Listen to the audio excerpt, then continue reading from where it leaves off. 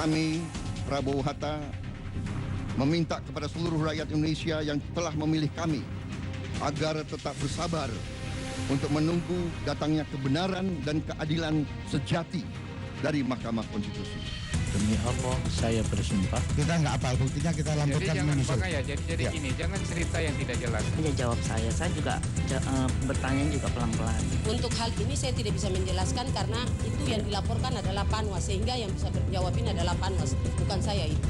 Saudara lihat atau tidak lihat, saya minta saudara jujur, saudara sudah disumpah. Saudara lihat? Tidak, Yang Mulia.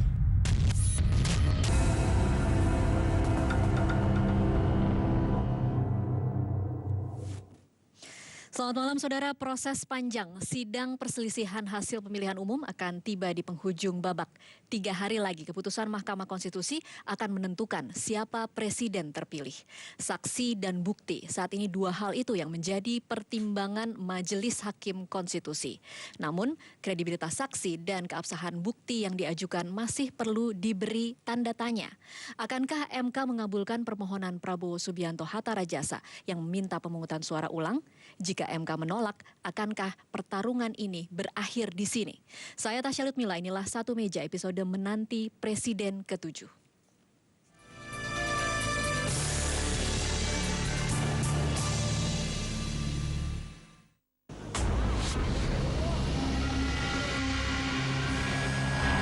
Sidang perselisihan hasil pemilihan umum Presiden dan Wakil Presiden 2014 akan segera tiba di garis final.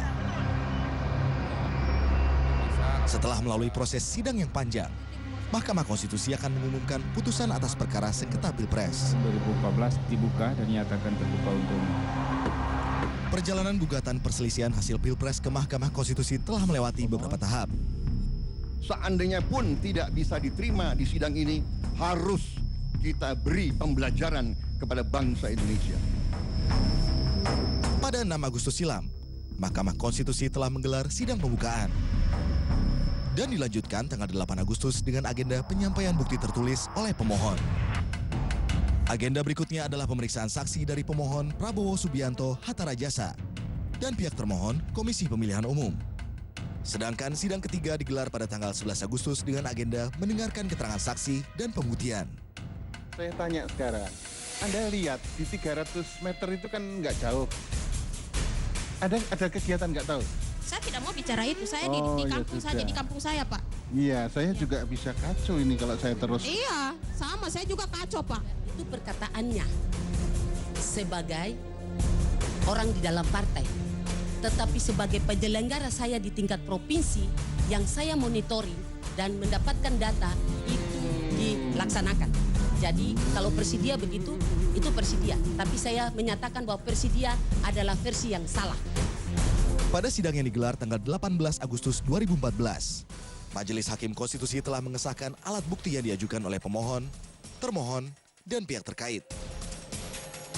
Dari ketiga pihak yang menyerahkan alat bukti, hanya pihak terkait yakni Joko Widodo Yusuf Kala yang alat buktinya disahkan tanpa catatan.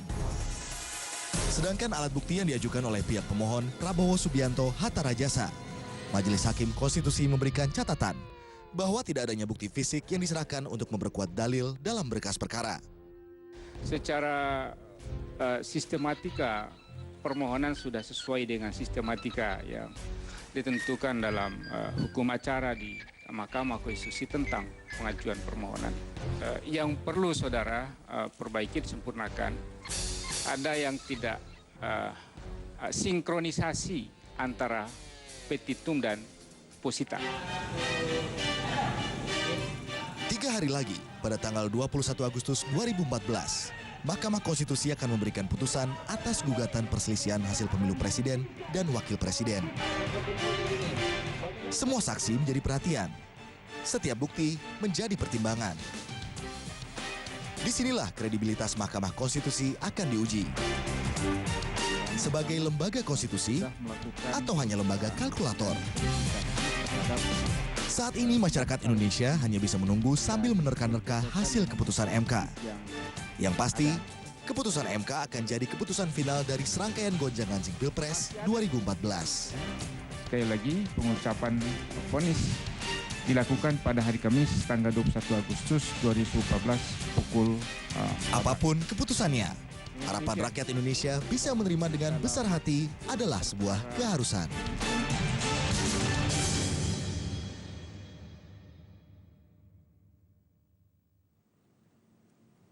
Ya, saudara, langsung saja saya akan memperkenalkan narasumber yang telah hadir di satu meja pada malam hari ini. Yang pertama dari kuasa hukum tim Prabowo Hatta, ada Egy Sujana. Selamat malam, Bang Egy. Dari kuasa hukum tim Jokowi JK, ada Taufik Basari. Selamat malam, Mas Taufik. Malam.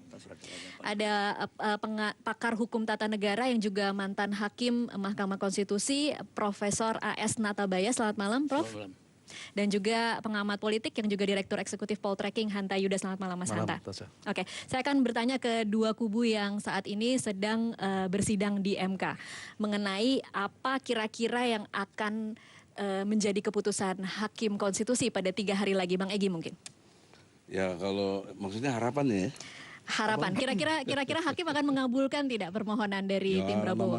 Kalau dari persidangan selama ini? Namanya harapannya pengennya dikabulkan lah. Tapi kalau dengan satu pertimbangan tentunya adalah kita kan diminta untuk melengkapi alat bukti dan saksi-saksi, dan itu sudah kita penuhi. Ada 3 catatan memang. Yang pertama ada yang ganda katanya, kemudian ada yang di daftar ada tapi fisiknya nggak ada gitu. Kemudian ada 3 versi yang kita ajukan. Jadi itu harus dibayangkan kita itu banyak data, banyak bukti, sampai 3 versi kita bikin. Sampai hakim bingung mau versi yang mana gitu loh. Okay. Nah, jadi dengan harapan itu insya Allah atas izin Allah dikabulkan lah. Yakin, optimis 100% ya, akan kalau nggak yakin ngapain bertarung gitu. Baik, kalau Mas Taufik kira-kira yakinnya apa nih keputusan hakim nanti? Ya begini, kita kan sudah menjalani proses persidangan ya dari awal sampai akhir tadi, pemeriksaan terakhir dengan disahkannya alat bukti ya, dan besok kesimpulan. Nah dari sejak awal ketika kita baca permohonan memang kita melihat banyak dalil-dalil yang tidak diuraikan secara detail ya, banyak statement-statement tertentu, banyak tuduhan-tuduhan tertentu, tapi tidak ada uraiannya mengenai peristiwanya apa, bagaimana caranya dilakukan, di mana, kapan, dan seterusnya. Dan ketika pemeriksaan saksi-saksi pun juga kita semakin yakin bahwa permohonannya akan ditolak karena keterangan dari saksi itu tidak ada yang menguatkan dalil-dalil dalam permohonan. Oke. Bahkan ada beberapa yang kita bisa tarik kesimpulan justru memperlemah dalil yang diajukan. Kemudian dari bukti-bukti juga kita juga sudah lihat ya memang tidak ada hal yang mengkhawatirkan yang kita bisa anggap permohonan ini akan dikabulkan. Oke, Bang Egy, Anda tidak merasa seperti itu? Bahwa saksi-saksi tidak menguatkan permohonan, kemudian tidak detail dirincikan sebagaimana permohonan itu, gugatan-gugatan itu diajukan? Enggak lah, kan sudut pandang ya, sarjana hukum ada 5 bisa 10 pendapatnya. Jadi itu soal biasa. Yang penting itu kita telah berupaya di dalam pengertian syarat-syarat yang diminta sudah kita penuhi. Soal saksi, soal bukti, adapun lemah atau kurang atau kuat, itu silakanlah hakim nanti yang menilai. Bukan pengacara sana, bukan. Jadi nanti hakim bagaimana menilainya untuk itu. Karena ada hal-hal yang kita buktikan misalnya tentang oplosan, itu sampai 19 juta dengan metode mobilisasi KTP. Yang harusnya dia ada di Depok misalnya, ternyata kok ada di Sulawesi Barat misalnya. Itu terjadi sampai kurang lebih 19 juta orang. Kemudian juga kita temukan problem di 42.000 TPS yang ekivalen kurang lebih sampai 40 jutaan orang gitu loh. Ini kan signifikan. Nanti biarlah hakim yang memproses. Oke, saya geser dulu ke Prof. Natabaya. Kalau Anda menyaksikan persidangan selama ini, kalau Anda diminta untuk memprediksi, kira-kira apa yang akan jadi putusan hakim MK? Saya bukan orang untuk memprediksi ya. Jadi keputusan hakim itu ya adalah apa yang didapatnya di dalam persidangan itu. Di dalam proses itu kan masing-masing memajukan saksi, yang pihak ini saksi, dan juga ada ahli, dan proses mendapatkan suara. Sebab yang menjadi kewenangan Mahkamah Konstitusi itu adalah menyelesaikan sengketa hasil pemilihan umum. Hasil itulah yang dipersengketakan. Dan hasil itulah yang menjadi titik tolak di dalam permohonan itu. Ya. Nah, jadi sekali contoh. Jadi saya tidak tahu persisnya dapat berapa, tapi Jokowi itu dapat 7, berapa? 7 juta berapa? Bukan 70 juta sekian. Sedangkan apa namanya itu Pak Prabowo 62. Nah, 500. jadi dalil daripada Prabowo itu mengatakan bahwa 70 juta sekian itu tidak benar. Yang benar itu adalah ini. Nah, itulah yang harus dibuktikan di dalam persidangan itu.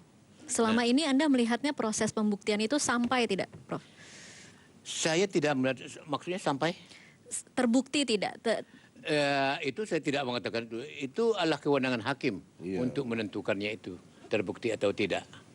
Ya. Jadi di dalam itu ada 2 proses ya. Proses pertama adalah yang diperiksa oleh, ini saya mantan hakim ya, jadi pengalaman dalam hal itu.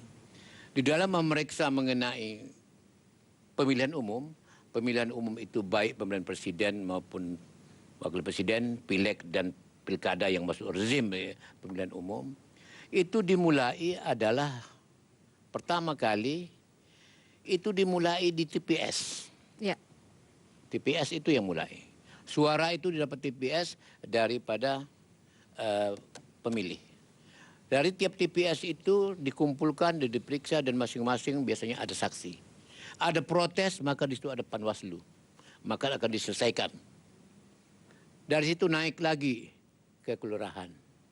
Akan sama caranya. Ada naik, akhirnya sampai kepada rekap terakhir nasional. Ada juga. Nah, disitulah didapatkan hasil.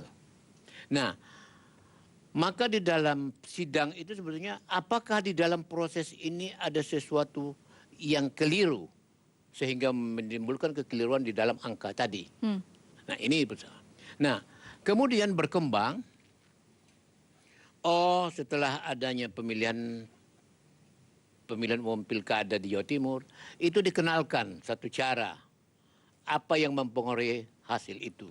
Tidak saja tadi yang proses yang saya katakan sesuai dengan hukum acara tadi, ini diatur dalam hukum acara dan di dalam apa namanya. Ada yang TSM.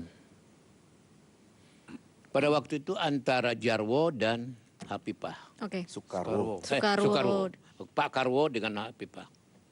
Nah, dikenalkanlah bahwa TSM, bahwa perolehan suara itu dilakukan dengan pelanggaran adanya unsur terstruktur, sistematik, dan masif. Masif. Nah, terstruktur itu artinya ada sesuatu kekuasaan yang mengorganisir. Biasanya kalau di dalam pilkada itu umpamanya bupati atau gubernur yang menjadi incumbent. Nah, dia itu mempunyai bawahan kan. Nah, ini sampai ke kelurah itu ada. Nah, ini namanya terstruktur. Jadi ada strukturnya. Sistematik ada pola. Bagaimana, how to achieve the result. Ada polanya untuk itu. Nah, baru sasarannya itulah masif yang menjadikan. Nah, ini terbukti atau tidak yang dilakukan pihak. Tapi kita harus hati-hati bahwa TSM itu tidak saja dilakukan oleh satu pihak, bisa juga pihak yang lain. Oke. Nah, ini dua-duanya akan dipertarungkan. Nah, Oke. Ya. Baik, Prof. Natabaya, mohon maaf harus saya potong dulu, kita harus break dulu, nanti Boleh. kita akan lanjutkan di segmen selanjutnya. Saudara tetaplah di satu meja, kami masih akan kembali saat lagi.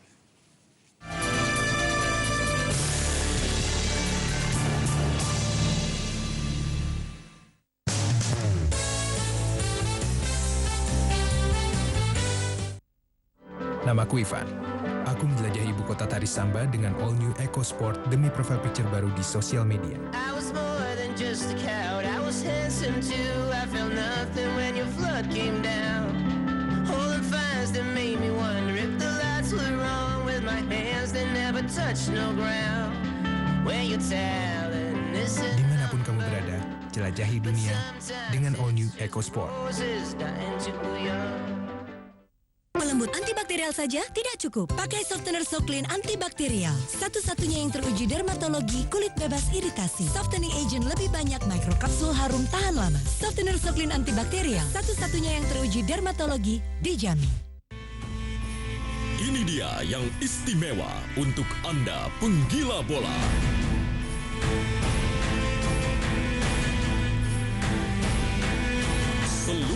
Aksi laga The Blues Chelsea musim 2014-2015 tayang di Kompas TV. Chelsea TV setiap Selasa pukul 24 di Kompas TV. Indonesia bisa dicintai siapa saja yang mengenalnya. Saya mata-mata untuk CIA. Tidak percaya? Ini dia buktinya. Aku travel dulu, finished. Mati saya, udah jatuh cinta. Udah jatuh cinta. Wah. 3 in 1. Menjadi Indonesia. Selasa 19 Agustus pukul 22 di Kompas TV.